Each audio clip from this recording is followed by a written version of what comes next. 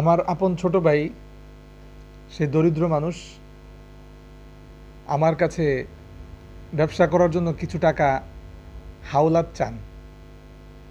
আমি তাকে ৭০,০০০ টাকা দিয়ে বলি, এ টাকা দিয়ে তুমি ব্যবসা করো। তখন সে বলে, ঠিক আছে, ৩ বছর পরে আমি এ টাকা আপনাকে পরিশোধ করে দেব ধীরে ধীরে।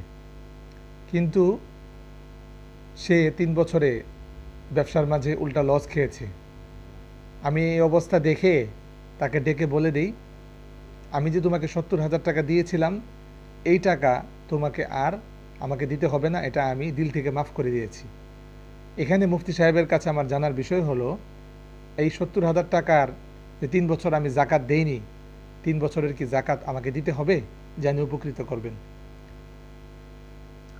প্রিয় দিনী ভাই, আপনি আপনার ভাইকে ডেকে যে ৩ বছরের মেয়াদে যে ঋণ দিয়েছিলেন, আপনার ভাই ঋণ পরিশোধ করতে পারেননি, যার ফলে আপনি বিরাট এক সওয়াবের কাজ করেছেন, তাকে ঋণ মাফ করে দিয়েছেন।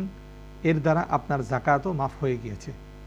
অতীতের ৩ বছরের জাকাত, এই ৭০,০০০ টাকার উপরে যেটা আদায় করেননি, সেটাও আদায় হয়ে গিয়েছে।